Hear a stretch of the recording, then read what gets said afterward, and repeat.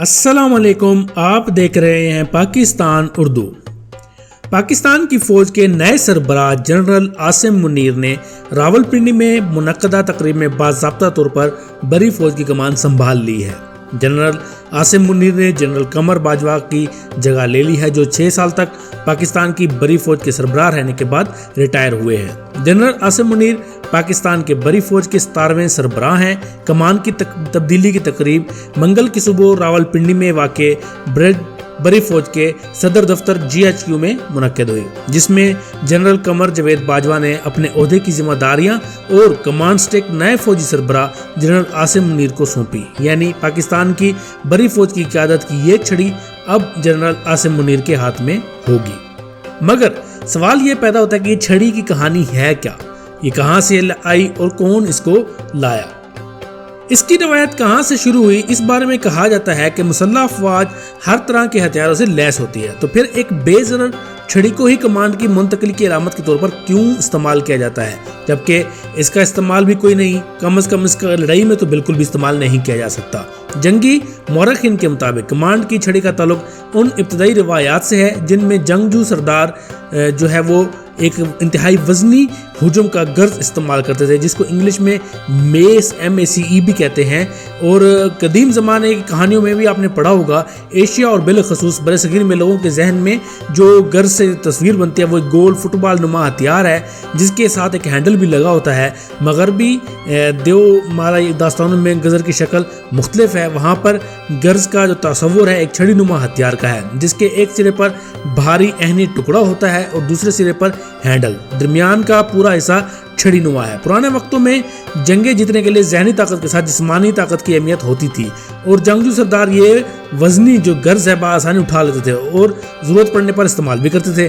जैसे जैसे वक्त गुजरा और ज़रा बख्तर का रिवाज बढ़ा तो गर्ज की अमली अफाजत कम होती गई, ताहम रिवायत के तौर पर यह मौजूद रहा। मगरब में 14वीं सदी में गर्ज अलामती तौर पर इस्तेमाल होने लगे। अब वजनी गर्ज सिपहसालार की बजाय सार्जेंट एट और आर्मर उठाता था। वक्त का पहिया मजीद घुमा और 16वीं सदी तक मगरब में गर्ज अपने एक सिरे पर मौजूद आहनी टुकड़ा और दूसरे सिरे पर मौजूद हैंडल खो बैठा, बस दरमियान की पतली छड़ी रह गई। गर्ज की शक्ल तब्दील होने के बाद अब ये ताकत की अलामत था और ये छड़ी अब सियासत और फौज दोनों में इस्तेमाल होने लगी। बरतानिया समेत कई ममालिक की पार्लियामेंट में सार्जेंट जो है उनके पास इस तरह की छड़ी होती है। इस तरह फौज कमांडर के पास भी ये छड़ी होती है। पाकिस्तान की फौज में ब्रिगेडियर और इससे ऊपर के ओहदे में तरक्की पाने वाले हर अफसर को ये छड़ी सौंपी जाती है। हर पुराना अफसर अपने आने जो उसके बाद जो अफसर आता है उसको ये छड़ी सौंप देता है। कमांड स्टिक या बैटन चलाने वाली ये छड़ी किसी ओहदे की जिम्मेदारियों की मुंतकली का एक अलामती निशान है। इसको मलाका स्टिक भी कहते हैं। आर्मी कमान की ये छड़ी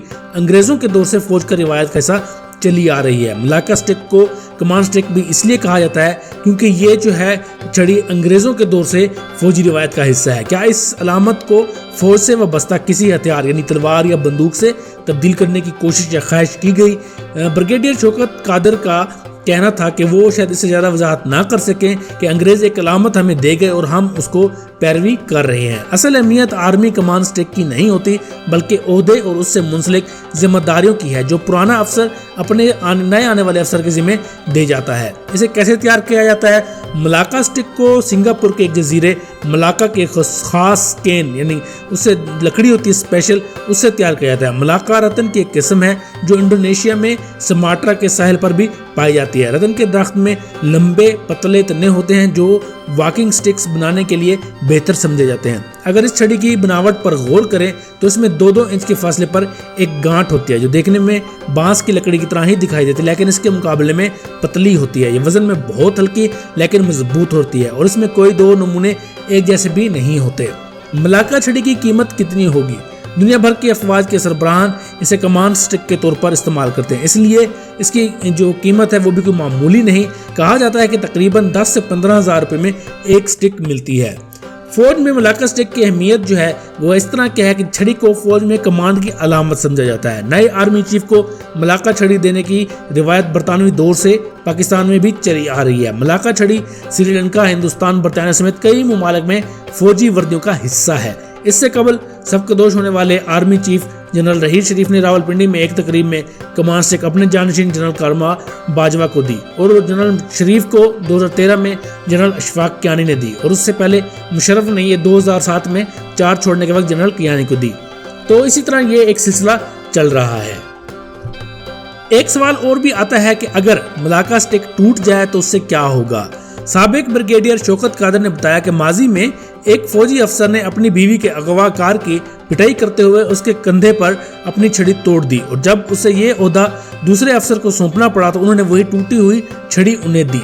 तो शौकत कादर के बकौल ये बात फौज के रिकॉर्ड पर भी मौजूद है। तो क्या एक ब्रिगेडियर की छड़ी और जनरल की छड़ी में साख्त, हजम या शुबात के लिहाज से भी कोई फ़र्क होता है? इसके बारे में कहा जाता है कि छड़ी की अहमियत सिर्फ अलामती है और ये महज अफसर की शख्सियत में मजीद रोब और दबदबा ज़हर करती है। उनका कहना था कि अहमियत ओहदे और उन जिम्मेदारियों की होती है जो एक अफसर जाते हुए नए अफसर को सौंप जाता है। तो ये थी सिंपल सी कहानी इस छड़ी की जिसको बहुत बड़ा बनाया गया। उम्मीद है आपको ये वीडियो पसंद आई होगी। अगर तो आप चैनल पर नए आए हैं तो चैनल को जरूर सब्सक्राइब कीजिएगा और अगर आपको वीडियो पसंद आए तो जरूर लाइक कीजिएगा। अल्लाह हाफिज।